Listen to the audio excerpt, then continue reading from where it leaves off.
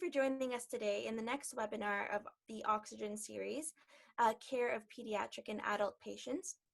Today is session 5, and we will be talking about device management. We are lucky to have a wonderful panel today. We have Benjin Joshua, Senior Program Manager, Medical Programs, Assit International. We have Erin Sharkey, Program Coordinator, Assit International. Gunalan, Engineer and Technical Consultant, Assit International. And Dr. Anna Maria Crawford, Anesthesiology and Critical Care Medicine, Stanford University. And so with that, I'll pass it on to Benjin. Thank you so much, Alana. Hi, and welcome everybody again.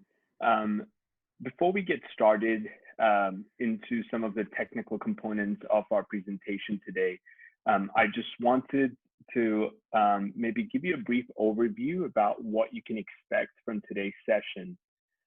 This is about the management of oxygen therapy devices.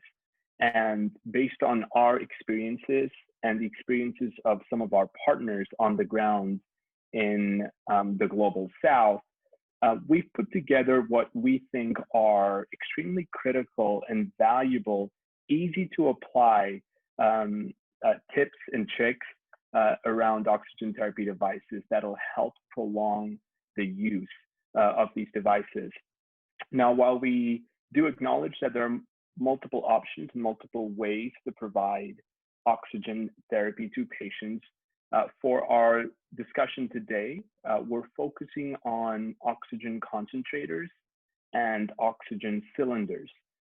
In some of our past sessions, we have gone through other devices, especially around clinical, more clinical content. So we're happy to share some of those resources with you if you don't have access to that already. But today we're just going to again focus on oxygen concentrators and cylinders and how you can maintain and manage these devices for long-term use. With that being said, I'm going to hand this off to Erin Sharkey, my colleague, who will take us through some of the content around oxygen concentrators to get us started. Great, thanks, Benjin. So we want to give you a quick overview of oxygen concentrators, and then we'll dive into some of the oxygen therapy a bit later. So what you can see here is an oxygen concentrator. This is a medical device that's used to deliver oxygen to those who require it. There's lots of different clinical reasons for that, but we're going to focus on the device maintenance today. People require it if they have conditions that result in low levels of oxygen in their blood for whatever reason. Oxygen concentrators are usually powered electrically through an outlet. They don't usually have batteries. There are several parts, including compressors, sieve beds, filters, and circuit boards. Most oxygen concentrators are mobile, so you can put them on wheels and sort of take them around different areas of your hospital. Their purpose, as the name suggests, is to concentrate ambient air, which is usually at about 21% oxygen, to the output on an oxygen concentrator, which is usually around 93, give or take 3%. Delivery is continuous. This device doesn't rely on oxygen cylinders at all. And as long as it's working well, it shouldn't run out of oxygen. This does require constant access to power, though. So we'll talk next about how it works. And Benjin, you can maybe laser point out as we go through this little graphic here on the side. Basically, the oxygen concentrator takes air in from its surroundings. It compresses it. There is a cooling mechanism in there because as you compress air, as you increase pressure, so does temperature increase. Then it goes through a series of filters and sieve beds. This removes nitrogen, increasing the purity of the output. You can adjust some of the delivery settings within electronic interface. And then depending on what flow rate you want, you can set that again on that interface, and you should be able to also view the output.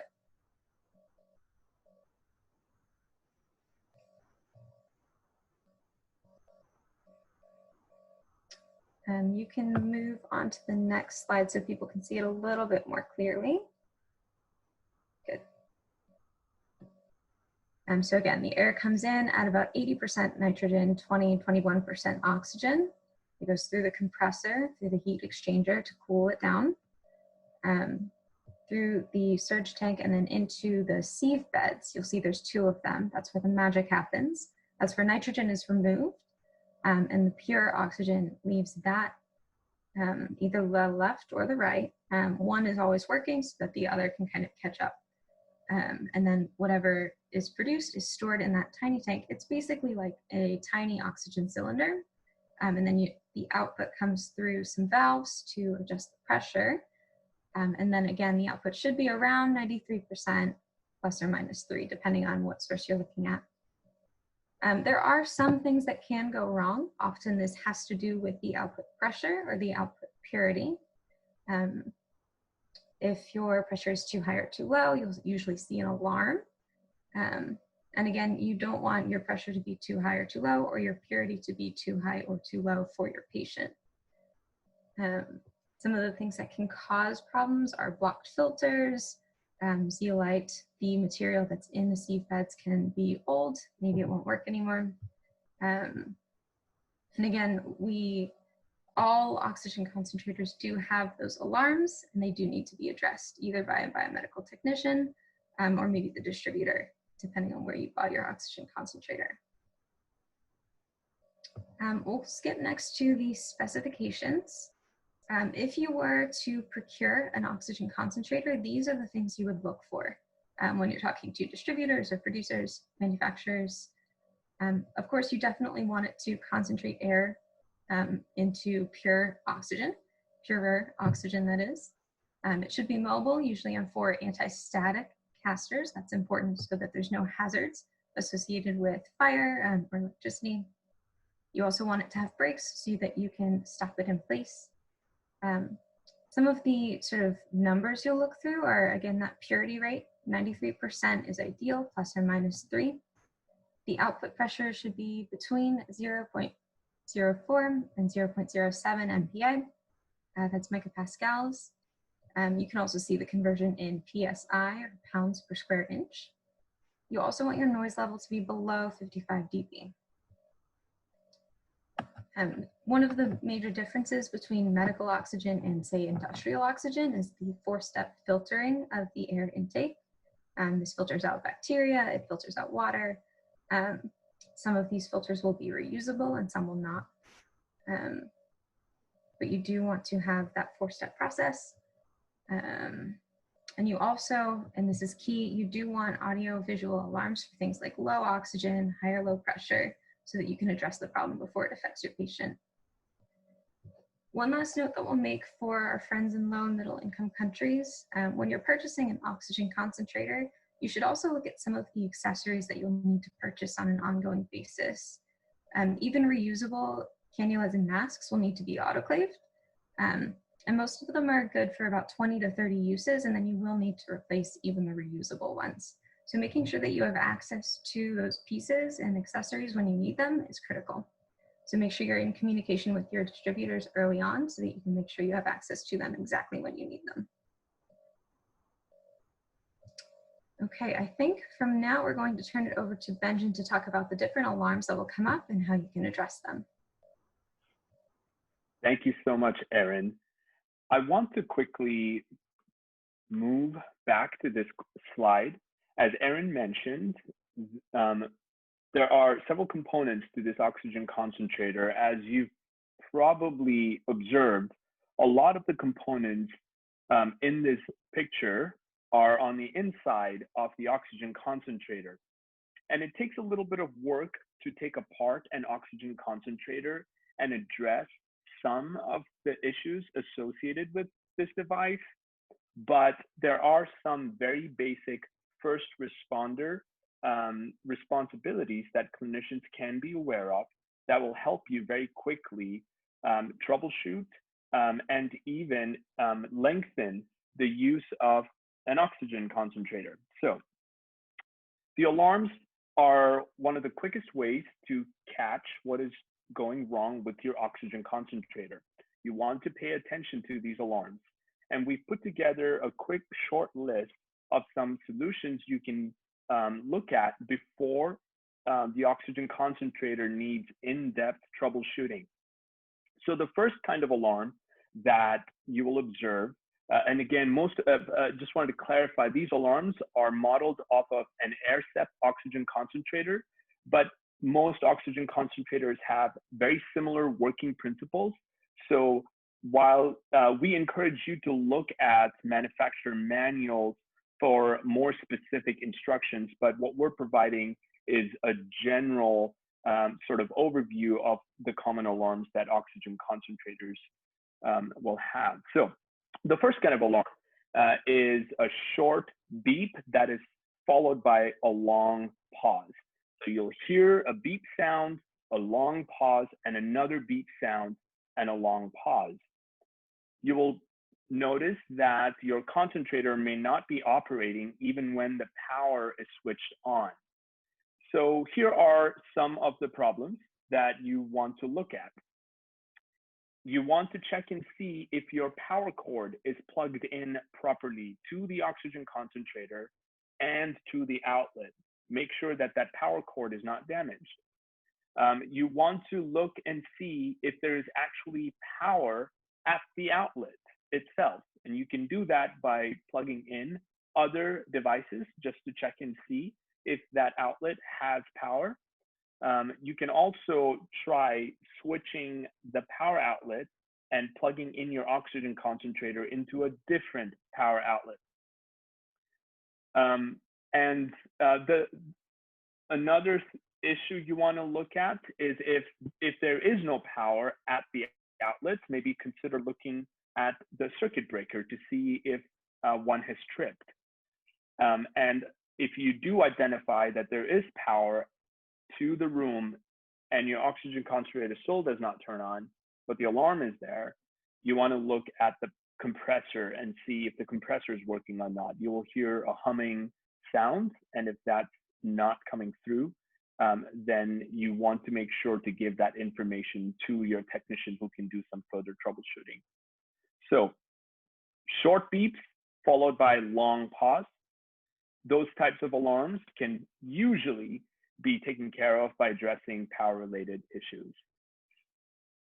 The second kind of alarm that you will observe in an oxygen concentrator is a continuous beep. There are no pauses, and it's just, it's one of the most annoying sounds in the world. You'll just hear the beep sound, just hold as long as possible. And what we've seen is when oxygen concentrators present with that type of an alarm, oftentimes hospitals just cut the alarm, the speaker out of the oxygen concentrator to stop it. Please do not do that. Pay attention. If you hear this long beep, you want to look at what is going on. So here are some of the problems that could cause that type of an alarm. The unit could be overheating due to blocked air intake. There could be insufficient power at the outlet, and other internal repairs might be required. Now, if your unit is overheating due to blocked air intake, you want to remove and clean the cabinet filters. So in this picture, we're talking about this portion of the oxygen concentrator. As it's drawing air in, as you can see, if there's a lot of dust and particles in the room, it will catch on a filter, the cabinet filter right here. And if too much dust collects, it will prevent air from freely moving into the oxygen concentrator, and that can cause overheating. So you should be able to very easily remove the filter. It usually just takes maybe 4 screws at most, and you should clean that filter on a regular basis. This way you can ensure free flow of air into your oxygen concentrator, and it will prevent the device from overheating.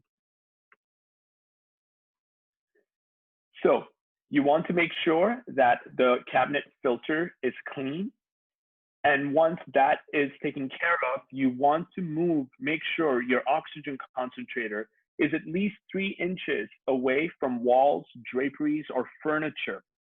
If an oxygen concentrator is pushed up against a wall, draperies or furniture, it will prevent the free flow of air, and it will cause the unit to work harder to move air through the system, and that can cause overheating, and you will hear the most annoying sound in the world. And the last solution that we propose if you hear this type of an alarm is to make sure that your oxygen concentrator is not plugged into an extension cord. We've seen multiple improper uses of extension cords, and they have multiple outlets, and people plug in all kinds of medical devices to one strip or one extension cord, and this can cause a lot of power draw. So when all the equipment is working, it's drawing a lot of power, and it can cause the extension cord to be damaged. So this strip, the power strip, can melt, it can burn, it can cause insufficient power going to the oxygen concentrator, and it will show an alarm. So these are some of the things you can do before you call your technical staff. Make sure it's moved away, make sure the filter's clean, and make sure it's plugged into a proper wall outlet and not just a power extension. The last kind of alarm that we want to address, audible alarm, is the rapid beeping sound. And this is where you will hear multiple beeps at very short intervals. So it'll just keep going and it'll keep beeping. Some of the things you want to look at here is associated with low flow from or to the oxygen concentrator. So it could be, the alarm could arise because of a kinked or blocked tubing, cannula, or humidifier. It can be either inside the oxygen concentrator or outside. We would love for you to focus, if you hear this type of an alarm, look at the breathing circuit. Make sure that the cannula and the tubing is not kinked with knots, or make sure that air can flow freely through it. The second reason why this could be is because of the flow meter being set at 0.5 liters per minute or less. And so if the flow meter is dialed down, it will present this type of an alarm. So you inspect for kinks or blockages. Once you clear that, if the alarm still persists, you want to look if the tubing and the cannula is clean. Make sure the humidifier is clean, so that way you know for sure there is no blockage. And then once all of that is corrected and the flow meter is set to over 0.5 liters per minute, you want to turn off the power for 60 seconds and then turn it right back on, and you should be able to get rid of that alarm. If you try all of these solutions with your oxygen concentrator, especially with the audible alarms, and you still have an ongoing issue, you should let your biomedical equipment technician or biomedical engineer know. And sometimes you may have a manufacturer or a distributor who provided this device that can provide you with technical service.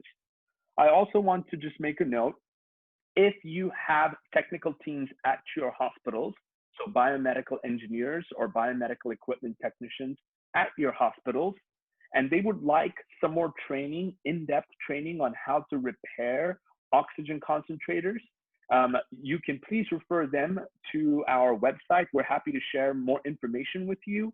We have sessions that they can participate and watch, pre-recorded sessions where they can learn more about testing and repairing oxygen concentrators. So we've covered 3 audible alarms, and we're going to keep moving on with a few other alarms that you will see with oxygen concentrators. They also have visual alarms. So we covered 3 audible alarms, and now we get to the visual alarms. One of the most common visual alarms you'll see is a yellow or a red light that is illuminated. And you want to look at the purity of oxygen. You can usually measure this with an oxygen analyzer. Your biomedical equipment technicians should be trained to work on this if they have access to an oxygen analyzer. This visual alarm can also be illuminated because of kinked or blocked tubing, a kinked or blocked cannula, or a blocked humidifier. It can also be because the flow meter is set to less than 0.5 liters per minute. And it can also be because of the unit overheating due to blocked air intake. The solutions are quite simple. You look at the air filter that we looked at earlier. It'll be on the cabinet. This is where the air comes into the oxygen concentrator. You want to make sure the filter is clean. Inspect for kinks or blockages. Make sure you clean your cannulas, your humidifiers. Make sure that there are no blockages there. Make sure that the flow meter is set to 1 liter per minute or more. And if you do all of this, and the alarm still persists, you can turn off your device, wait 60 seconds, and turn it back on. It should clear the alarm. So again, the solutions are quite simple, very easy to do. Keep the concentrator away from the wall, clean the filters, check for kinks and blockages.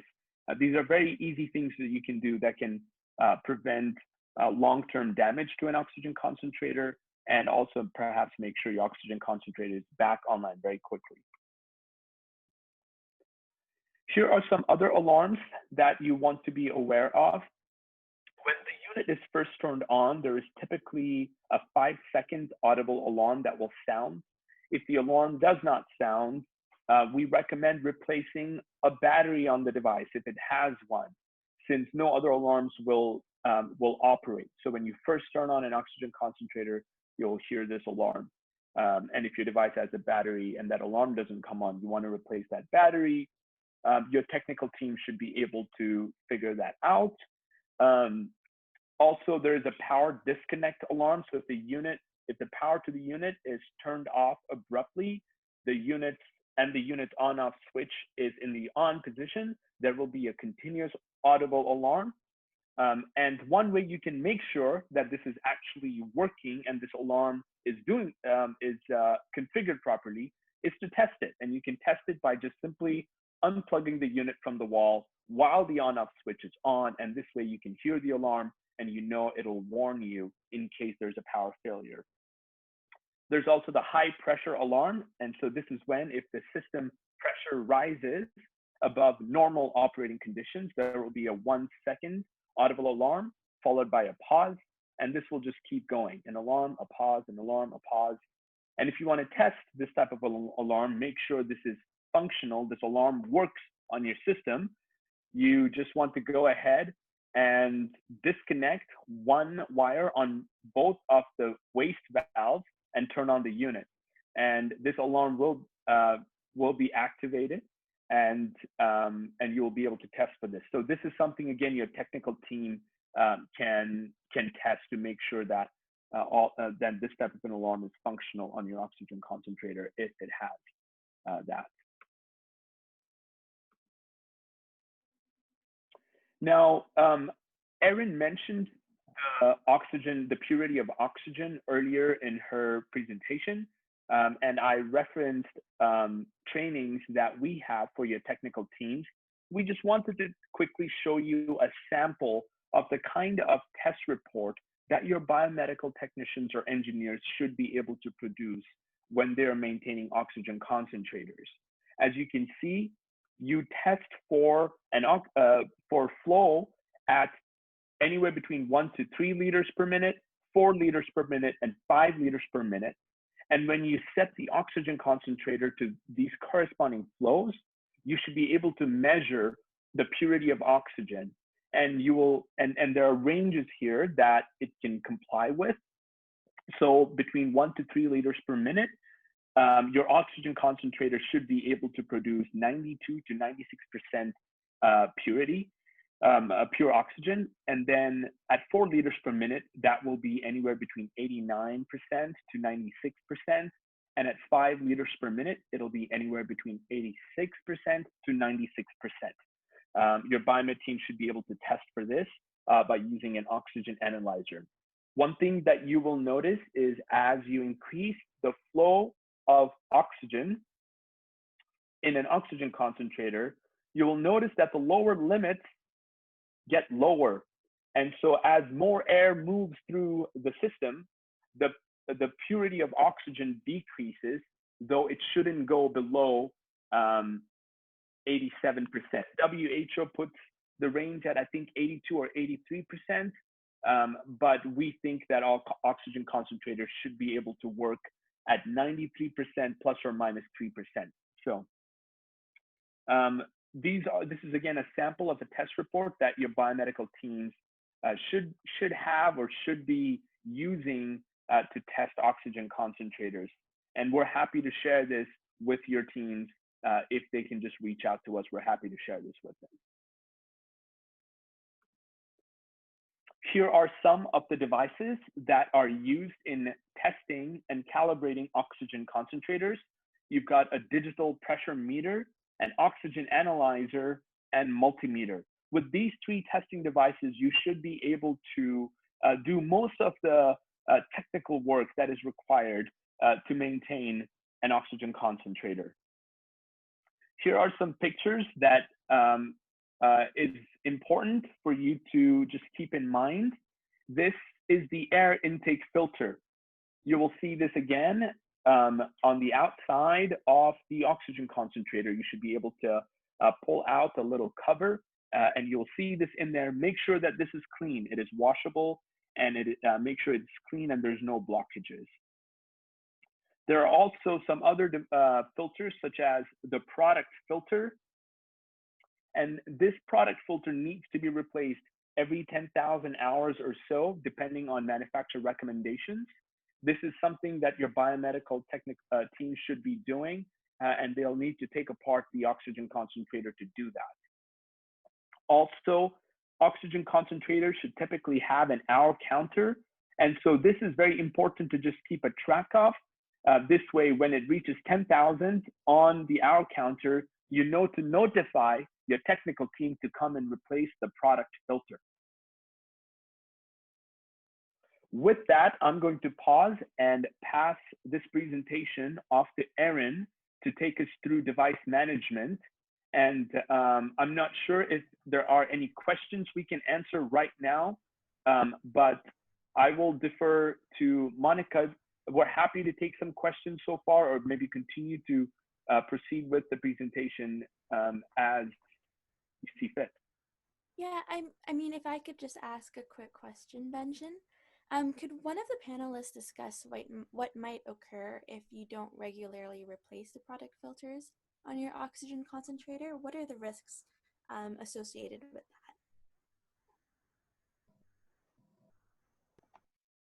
that? Hi, when you talk about product filter, if you don't replace all that, eventually what happens is you're going to get high pressure alarm and failure of pressure on the system, and eventually you don't get oxygen output, all that. It eventually stop working. So that's another thing that you're going to get. And now with the product filter failure, you can, what happens is you're not going to get a clean air going to the patient. That's another thing.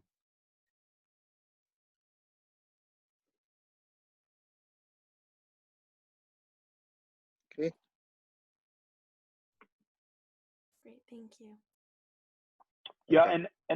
and I would add, Elena, that if they can make sure, if clinicians, clinical staff, hospitals can make sure that the air intake filter, which is one of the first and most basic steps in the purification of ambient air, if they can make sure this is clean and this is washed, then that means that there's less debris and less dirt moving into the system. And so if they can do that, then the chances are the other pieces down within the machine stay cleaner, stay free flowing longer. And so one way to increase the lifespan of the product filter is just to do the basics. You know, make sure the room is clean, make sure the air intake filter is clean, make sure that the device is not too close to a curtain or too close to furniture. These are some very basic first, you know, just basic operative protocols you can put in place to ensure the lifespan of the oxygen concentrator. Right. And if I could ask one more question before we move on, could someone comment on what the average lifespan of a concentrator is, given, let's say, that there is a sufficient maintenance schedule?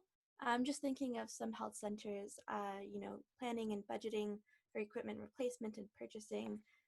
Having an idea of what the lifespan of one of these devices would be helpful. Okay, for the lifespan, it can go up to 40 to 20,000. So it depends on the brand and model. Some unit, it can go up to 40,000 if you maintain properly. But 20,000 is very common actually. 20,000 hours.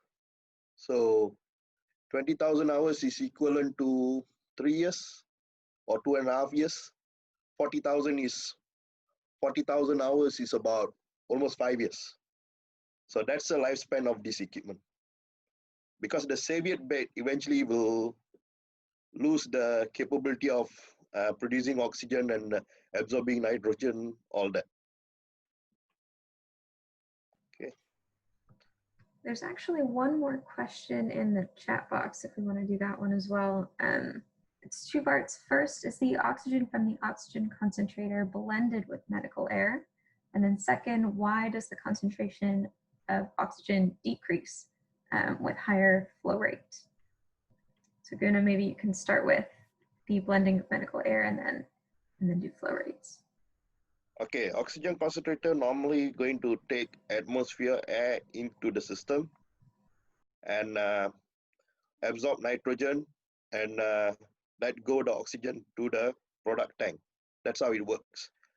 What happens is when your flow meter adjustment increase, the air intake going to go more into the Soviet tank, and that can cause the production of oxygen will be lesser, and your flow will be increased more, and your oxygen output will be lower. That's what happened actually.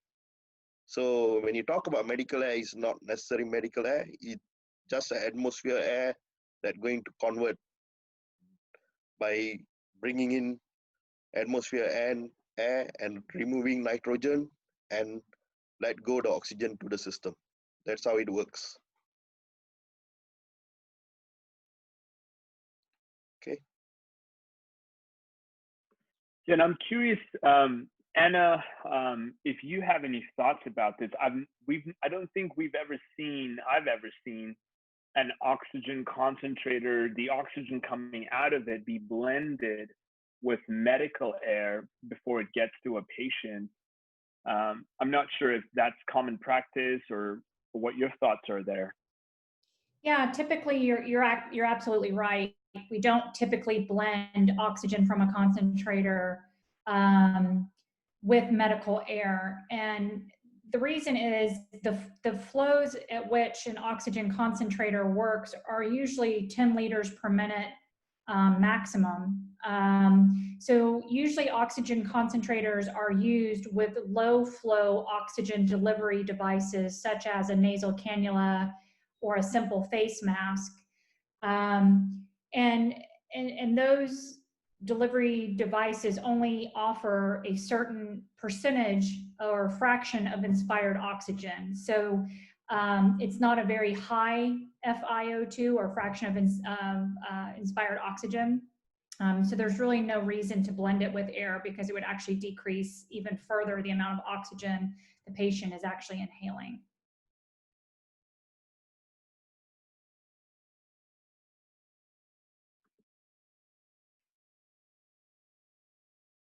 That's brilliant. Thank you, Anna.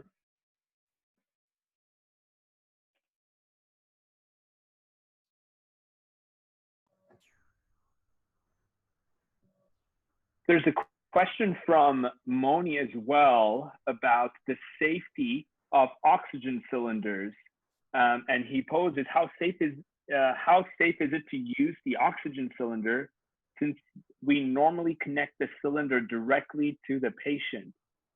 And how do we know the purity of the oxygen in the cylinder bought from the market? And I'm happy to answer the purity question. And maybe Anna, you want to address the use of oxygen cylinders being directly to a patient. As far as the purity of the oxygen in the cylinder is concerned, there is a test device that we pointed out earlier called the oxygen analyzer.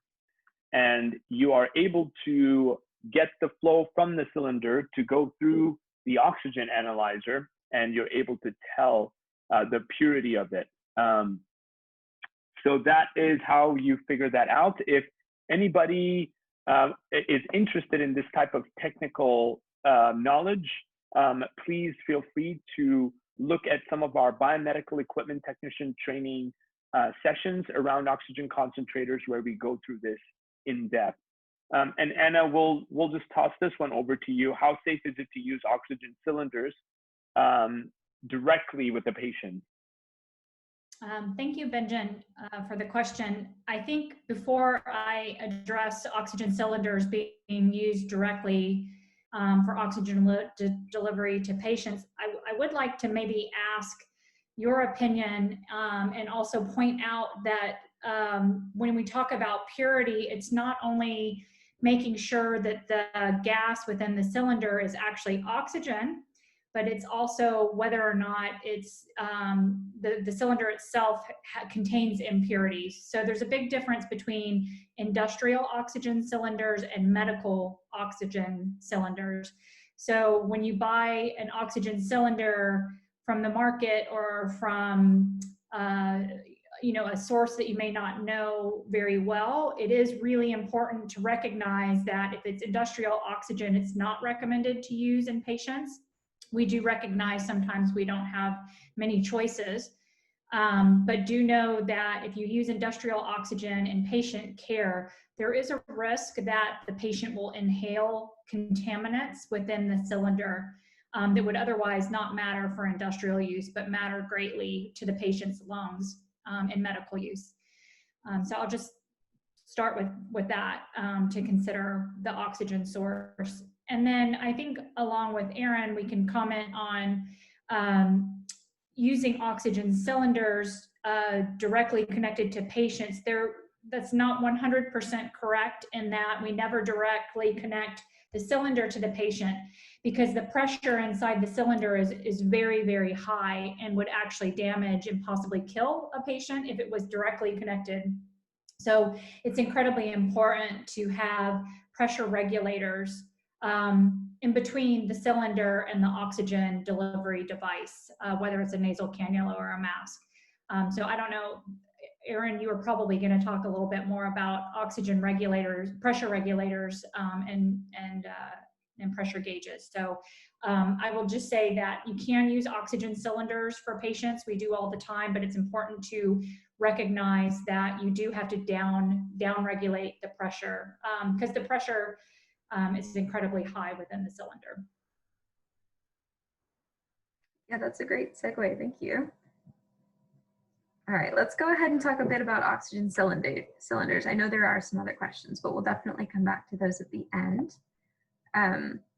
So what we're going to share next is meant for those who are end users.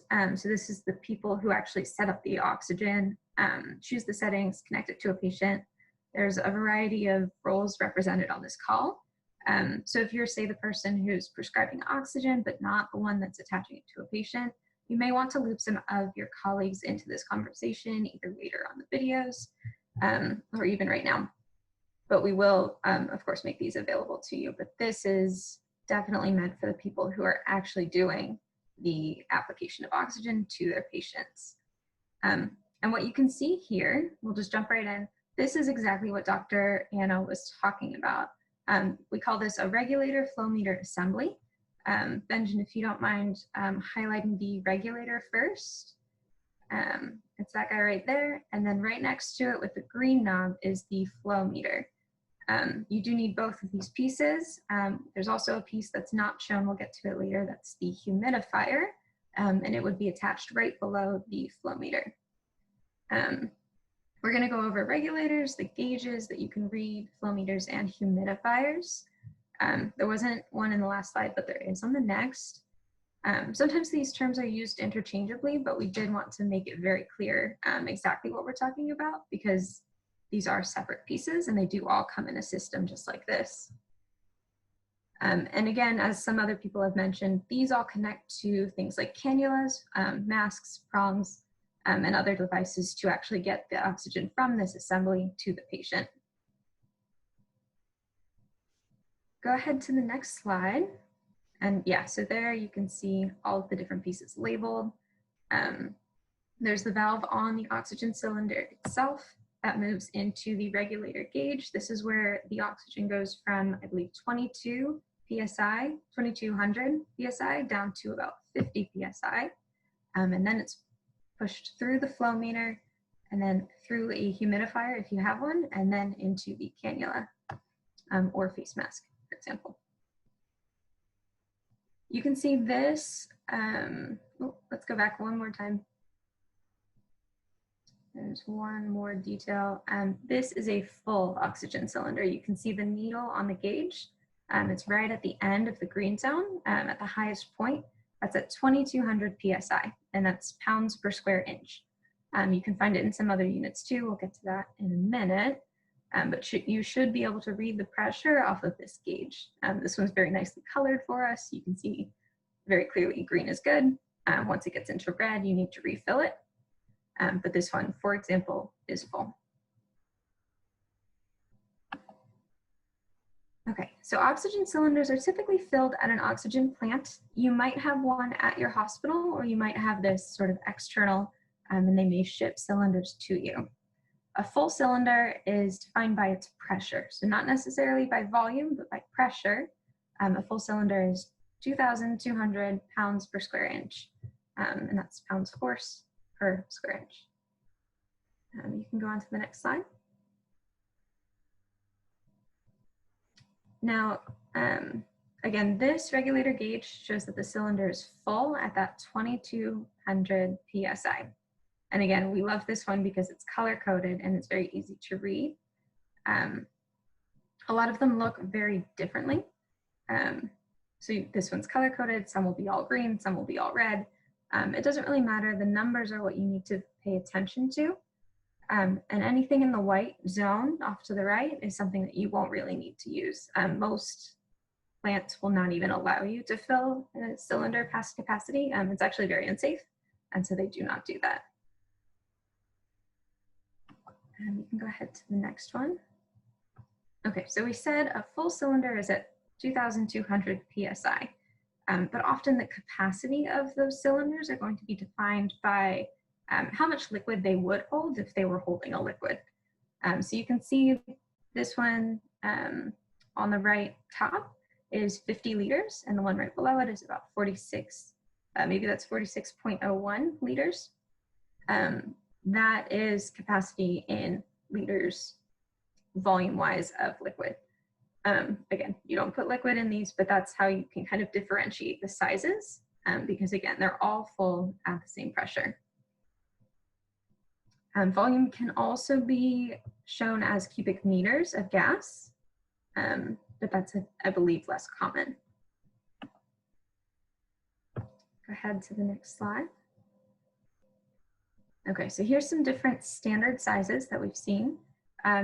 You can see at the top you have a liquid measurement, that's volume liquid, and then you have gas, a volume right below it, and then the one right below that, number 3, is actually just a different sort of, it's the one above it divided by 1,000. So that's cubic meters.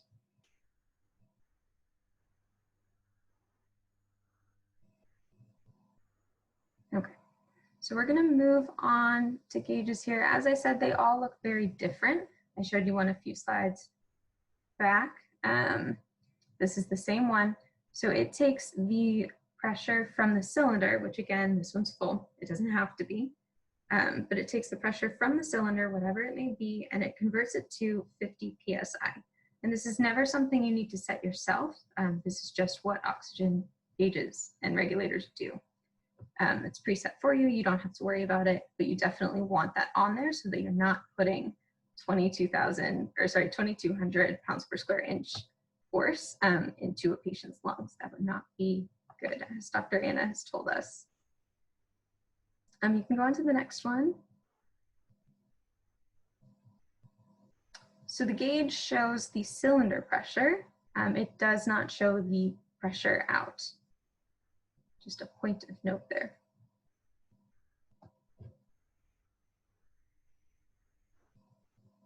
Okay, as I said, those all are going to look very different depending on what region and where you're buying your gauges, but they will all have that 2000 marker on it. And again, it may not be in the same place.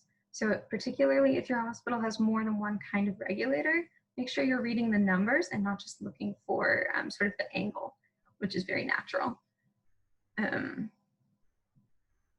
These, I believe, are all in PSI, but you can see, and Benjin, maybe you can highlight it here, they will often convert into other units, namely kilograms per centimeter cubed. And I don't see a conversion for the full number on there, but you can read it there, and it's something like, sorry, I can't read the numbers on that. We'll come back to that one in a minute. But you can convert that and just use that number instead if you're more comfortable. Pounds per square inch tends to be the universal constant. Almost all of them will have that on there, and some may have an additional. Go ahead to the next slide. Can I point out one thing, sorry, on that last slide, Erin?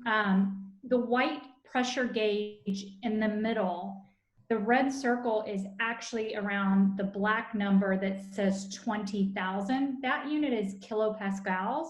The red numbers on the inside of the dial is actually PSI.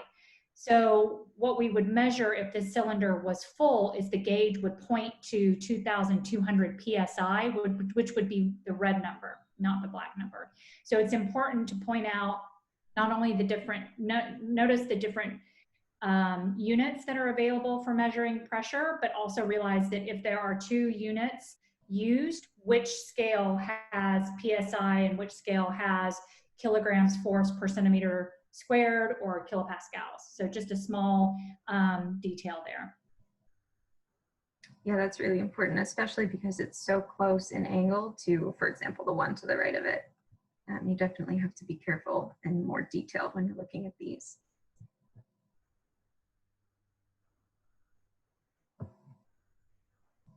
Okay, here we go. So there are two different units listed here. Again, pounds per square inch, PSI, can also be written as pounds force, LBF, divided by inches squared. They're the same exact unit, but they can be written a few different ways. Similarly, kilograms force per square centimeter, you can see kgf, that's kilograms force per square centimeter.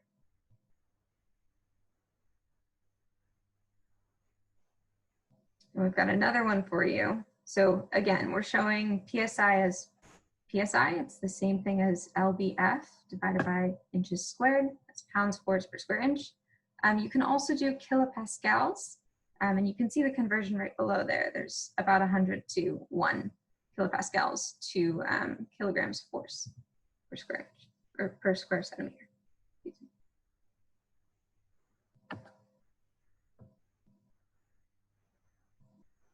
Okay, and then here's our example from the very beginning. We do have pounds force, PSI, at the sort of inner circle, and then kilograms force per centimeter squared at the outer circle.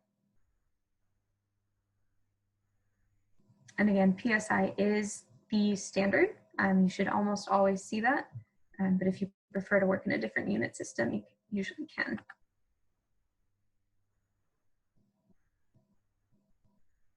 Okay, and this is, again, the same image that we've been looking at the whole way through. The color-coded version of this shows it very clearly. 2200 is full. No one will fill it past that. It's very unlikely. And you can continue to use that all the way to about 500 PSI. And once you hit that yellow zone, you can use it with caution, but you should monitor it very closely because it will stop working once it hits that red zone. And at that point, you should stop using it. You should replace the cylinder and you should send that one back to have it filled. Careful monitoring is key in making sure that you don't miss that moment where it crosses into the next zone. Erin, may I interject another clinical point? Yes, please. Thanks.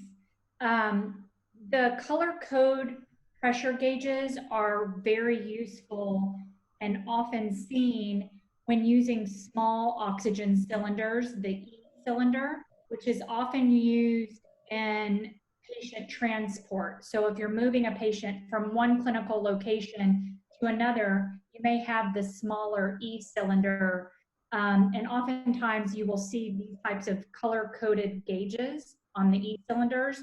So it's good to check the gauge before you move the patient to ensure that you'll have enough oxygen for that transport, however long it will take to transport that patient.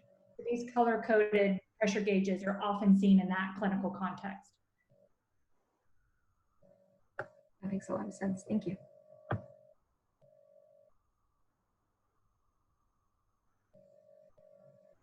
Okay, as we said before, cylinders can come in a lot of different sizes. Your hospital may or may not have these standardized.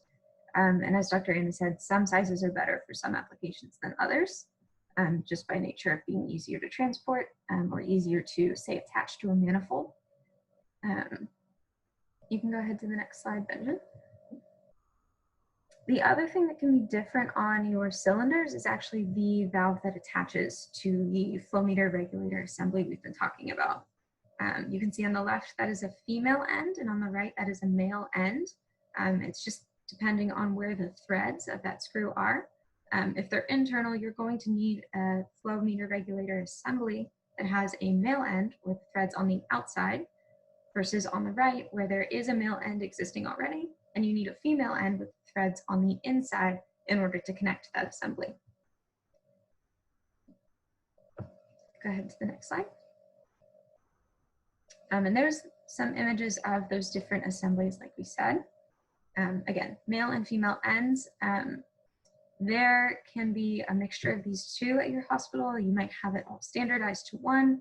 We recommend if you have a choice that you standardize. That way you know that any given flow meter regulator assembly will work on any given cylinder.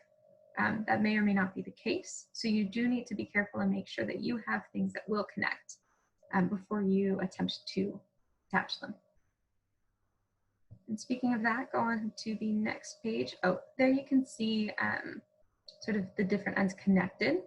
On the left, you can see some of those threads still left over from the male end of the flow meter regulator assembly attached to the female end of the cylinder.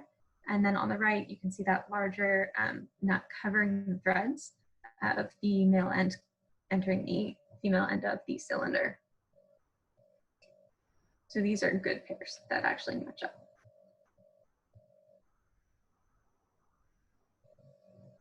Again, there are a lot of different ways for these things to look, but you can kind of see the similarities between the left and the right. These are just two examples of many combinations of different color codes and different ends and connections. They're all fine. Dr. Anna, you can correct me if I'm wrong, but there's really no clinical difference to which ends are which. It's just a question of what is standard in your region and what your manufacturer actually supplies. So that's partially true in that it definitely does depend on the region in which you are practicing. However, the different shapes of connections is actually a safety feature in many cylinders so that it prevents the attachment of the wrong gas. So for example, Sure. If you're using a cylinder and attaching it to, for example, an anesthesia machine, you're unable to actually make that connection because it's a safety feature. It's called a pin index safety system. Similarly, if you're using oxygen pipeline gas, you're unable to, for example, plug in an oxygen pipe to a medical air pipe or a nitrous oxide pipe. So sometimes the connections don't fit, and there's a reason they don't fit. So I think you're going to probably next discuss how to make these attachments safely. So if they don't ever force them, is the bottom line. Yeah, exactly. And when you do encounter when you do force things, you can see the damage on the threads pretty quickly, and Benjin will talk about that, I think, on the next slide. Yeah, Benjin, why don't you just take it from here? Thanks, Erin. So as Erin mentioned, and as Dr. Anna Crawford mentioned, there are all kinds of connectors that are available in the medical gas industry. And a lot of the design does definitely have patient safety in mind. And so Erin kind of walked through two kinds of very common valve configurations, the male and female ends, and she also walked through the male and female end configurations for flow and flow meter regulator combo. So as Erin mentioned and Dr. Anna mentioned, you don't want to force a connection. You want to handle all of the connections very gently and make sure everything is aligned. And so with the regulator, make sure you take care when you are affixing this to a cylinder. And if it feels like it's just not smooth, and if it's a little hard for you to connect it, don't force it. Just take a step back and observe the connections. Take a very close look and ask yourself, are these the right pieces, and do they really go together? So we'll have some examples here. When you are inserting the male end of a regulator into the female end of an oxygen valve, cylinder valve, you want to make sure everything is very neatly aligned. And you can use your fingers to just gently guide this male end to the female end of that valve. You will observe, if you can see this, there's already some damage that is beginning to take place on the thread here. And this is not a good sign. You want to avoid this type of damage to your connectors, because over time, this will cause leaks from the cylinder, and you will start wasting medical oxygen that should be going to the patient. Also, it prevents you from reusing this regulator if you damage the threads. So pay very close attention and make sure that you're not causing this type of a damage to the regulator. Here are some things to keep in mind when you are connecting a regulator to a cylinder. You want to use your fingers to begin the connection. Make sure that you begin it by aligning. Make sure you align it well, and you begin it very gently, and it should go very smoothly. And then you tighten it with a spanner wrench. Use great care. Do not damage the threads, and do not over tighten. Remember that this wrench should only make contact to this portion of the regulator. Make sure that your wrench does not connect to the thread. So don't touch the thread to tighten the regulator. Just go with the nut, if you will, on the outside, and make sure that the wrench connects to this portion of your regulator. Do not attempt to tighten by turning or twisting the gauge itself. Always tighten using this end of the regulator, not the gauge. Do not attempt to tighten by twisting the flow meter or the humidifier. And these types of practices or mistreatment will damage your flow meter regulator combo. and it can lead to leakage and wastage of oxygen, medical oxygen. This is actually quite a common scene in some of the countries we work in. You can see that there's a lot of leakage, and the hospital now has to use all kinds of tape and other material to prevent the leaks that can arise. You can avoid this by just being cautious and paying very close attention to the connections that are being made. Poor storage is an example of mistreatment and can also cause damage. Oftentimes we will see that regulators and humidifiers, flow meters are all put together in a box or a drawer, and every time you open it or every time something else is thrown in there, it's causing the metal pieces to rub on each other, and the plastic pieces break off, or the metal pieces get bent out of shape, and this can cause damage. So be sure to pay proper attention when you're storing these devices. Now, this is a picture that one of our teammates captured when assessing oxygen at a facility. The regulator, the gauge, was upside down. And so you'll notice in this picture, when you look at the oxygen cylinder, you see that this has been tightened in a different way, and the gauge is actually pointing upside down. So this makes it very hard for you to read and understand how much oxygen is in this cylinder.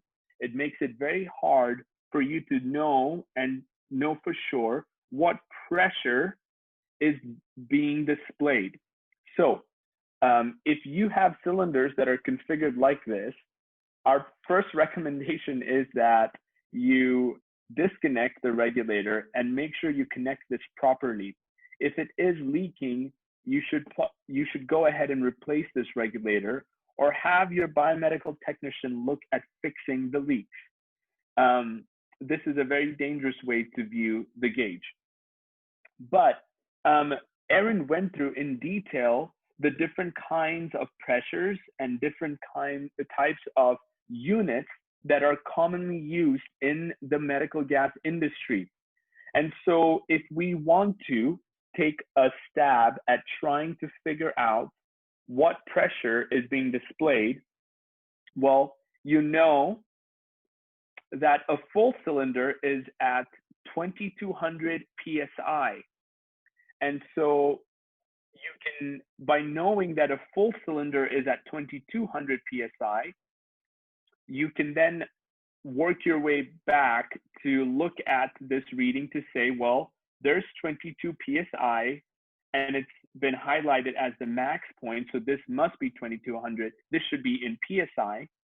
And then if you look at this needle right here, it seems to be between 1000 and 1500 at exactly 1300. So that should be at about 1300 PSI. So there should be a bit more than 50% of the oxygen remaining in this cylinder. So you know this is 1500 PSI, and 1500 PSI converts to about 100 kilograms of force per square centimeter. As Erin mentioned, PSI seems to be the most commonly available standard, but if you want to convert and use other units, you can. So in this situation, this gauge, the inner circle, the inner readings are in PSI and the outer readings are in kilograms of force per square inch. But you see, we can avoid all of this if we just take the tape off and if this is configured properly and in the upright position.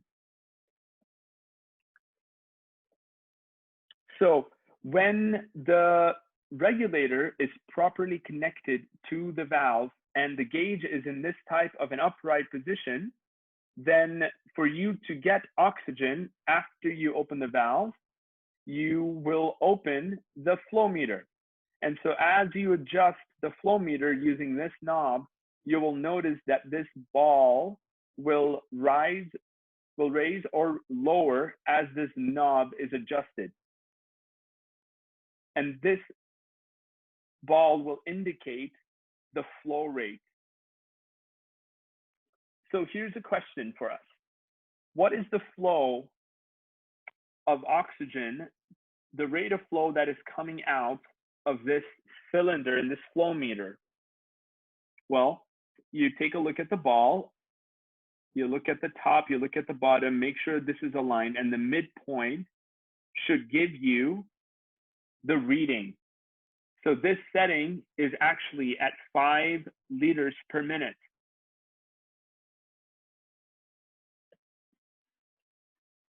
Here's another question for us to consider.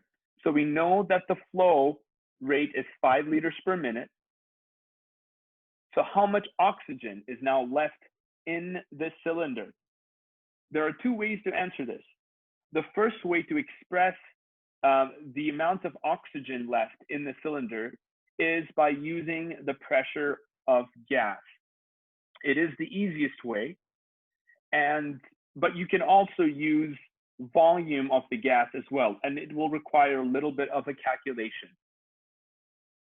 So if you take a close look at this needle, you will see the 500 mark.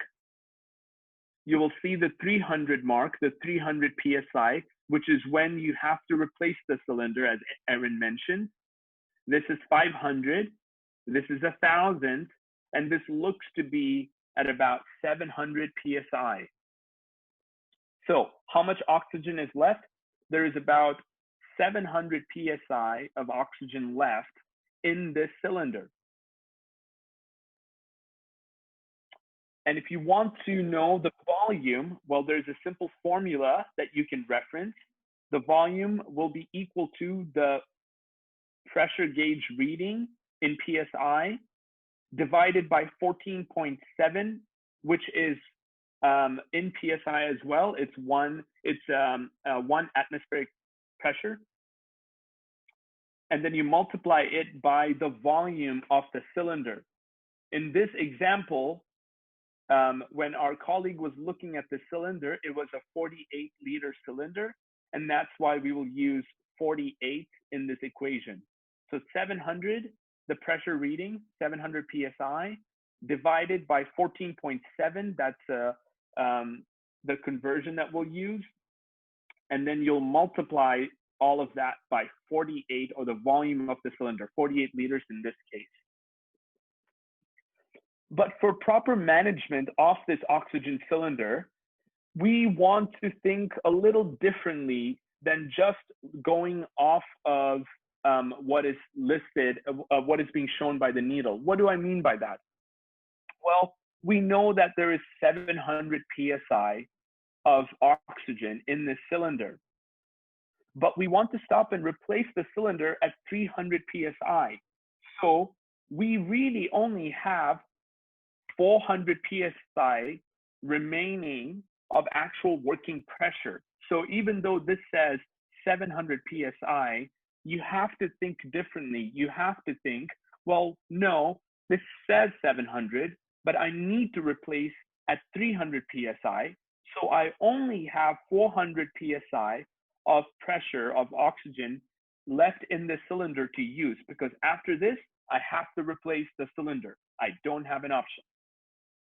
So if you use that formula for the volume, then you will see that you have 400 PSI of pressure remaining to use, divided by 14.7, and you multiply that by 48, you will get 1,306 liters of oxygen left in the cylinder that you can use. And we will share these slides with you so that you can reference this formula for future cases if need be. But let's take this example a step further. Right now, knowing that there is only 400 PSI of remaining pressure left to use, we have determined using our formula that there's only 1,300 liters of oxygen remaining. Well, we also know that this oxygen is being used at 5 liters per minute. So then we can apply another formula and figure out exactly how much time you have left on this cylinder. So we know 5 liters per minute is 300 liters per hour. When you do the conversion, liters per minute to liters per hour, you get 300 liters per hour. So you divide the 1,300 liters by 300 liters per hour, you're left with 4.35 hours or 4 hours and 17 minutes of use on this oxygen cylinder. And this is a very good indicator for you to use, because if you know that you only have 4 hours remaining on this oxygen cylinder at 5 liters per minute, you want to call and make sure that an oxygen cylinder is already available for you to swap out, or you're placing the order to get it to your facility as soon as possible. And you have 4 hours before you have to swap out this oxygen cylinder.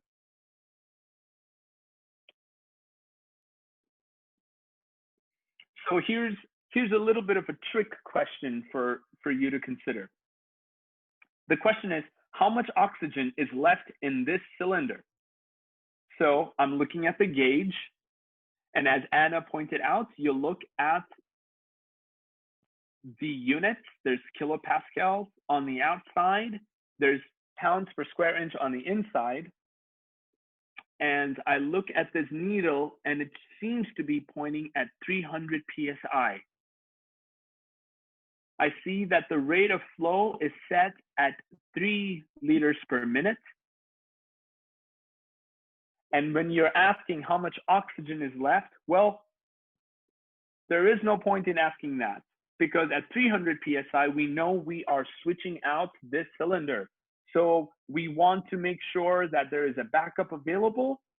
And if a backup isn't in your place because that hasn't been ordered, you want to place the order as soon as possible. Go ahead and make that order so you can switch out the cylinder because it's at 300 psi, which is the point you swap out the cylinder.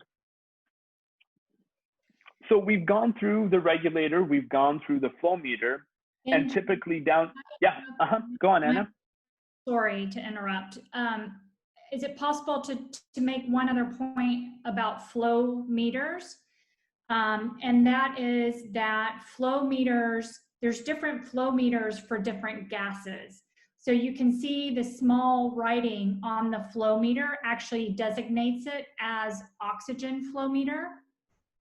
And the reason there are different flow meters for different gases is that each flow meter, or each gas has its own density. So the inner cylinder within the flow meter is tapered. So as the flow increases, the ball will rise. And so the degree of taper on that inner cylinder is specific to the gas that is supposed to be used with that flow meter. So that it's important to make sure that the flow meter you're using for oxygen is actually an oxygen flow meter for that reason. Otherwise, it will be an inaccurate flow.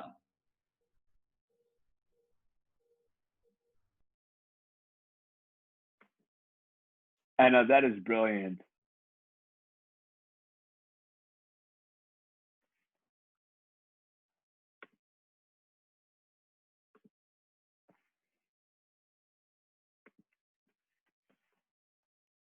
Awesome. So from there, we've gone through the regulator and we've gone through the flow meter. And typically downstream from that, you will have your humidifier. You will notice on most humidifiers, you will see that they put a note, distilled water preferred.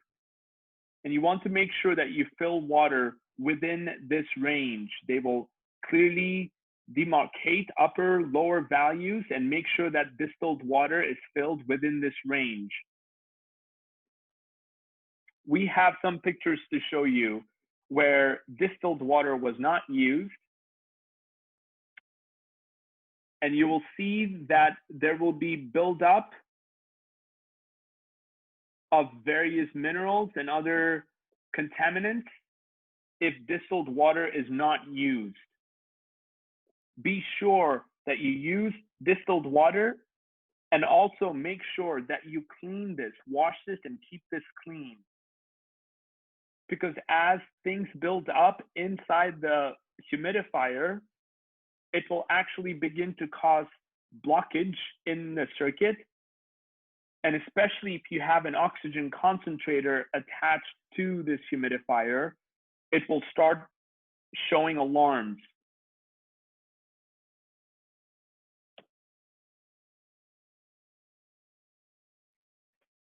Here's a mandate, a safety mandate to maintain the purity of oxygen.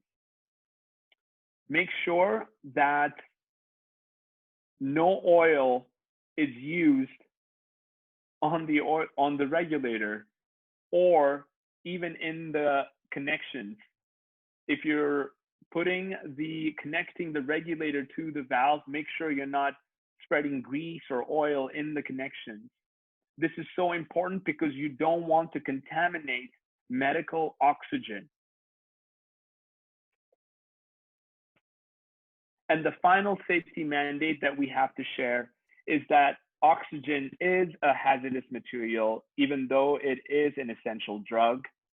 You make sure that you do not allow smoking or any open flames nearby oxygen cylinders or oxygen concentrators. This is all we have for you today. We're happy to take questions and discuss whatever questions you may have that pertains to this. Alana, I'm going to hand this over to you. Yeah, I mean, I might just ask a question, if that's okay. Could I ask, at what consumption level of cylinders would you say that it might actually be better to have an oxygen plant as a more cost-effective alternative at your health facility?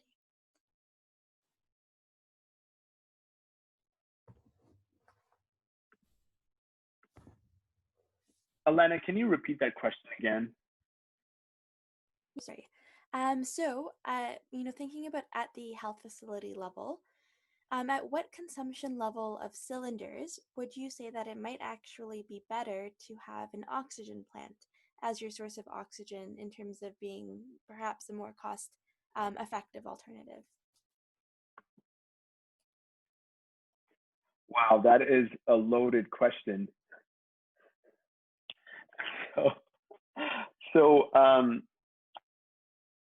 Guna, feel free to jump in. I do know when we do oxygen plants at hospitals, we're typically looking at plants that can produce up to 50 to 60 cylinders of oxygen, large cylinders of oxygen a day. And so that is a lot of oxygen to be using on a daily basis. And so we have seen that large zonal hospitals that have, say, anywhere between 300 to 600 beds, they have oxygen plants that directly connect to a pipeline system within the facility. Yeah. And so you're able to run the plant and make sure that there's oxygen available for almost all the beds at that facility. But a lot of the district level hospitals and even the regional referral type hospitals that have anywhere between, say, 30 beds to 100 beds, 150 beds, we've always seen them go with oxygen concentrators and oxygen cylinder combo.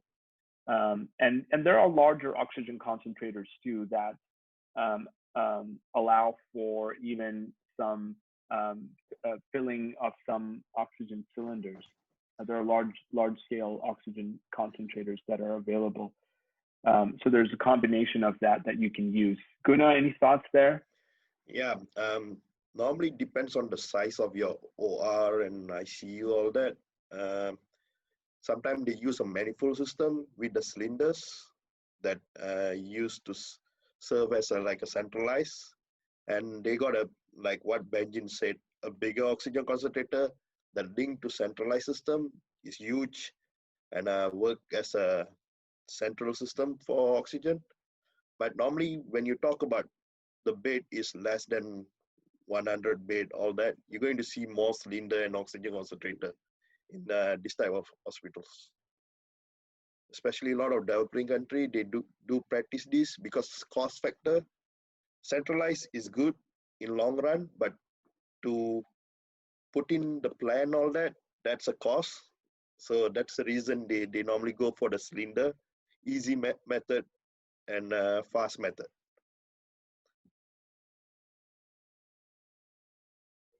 There is a, so some people from the University of California, San Francisco, and also Uganda looked at this exact thing, and they did come up with an oxygen supply and demand calculator. So if you want to look at that, I put it in the chat.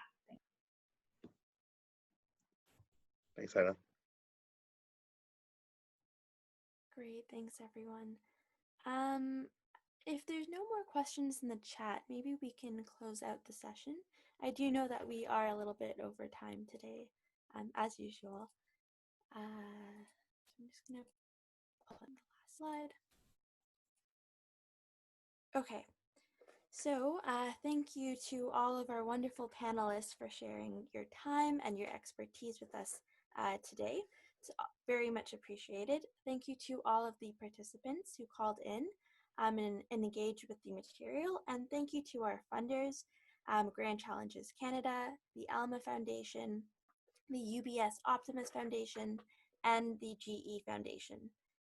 In the next couple of days, Assist International will be circulating a follow-up email, which includes links and all of the recordings and information shared with you guys today. In that follow-up email will be a poll. We do ask that you please take maybe 2 minutes to complete this poll. We do use this information to help improve our programming. And then finally, as you can see on the slide, we do have a WhatsApp group set up for this series. So if you have any more questions following the session, the WhatsApp group is a space for you to ask questions of all of the educators that have participated. To join, you can scan the QR code that's on the screen, but we will also include a link and the code in the follow-up email so that you can join that way.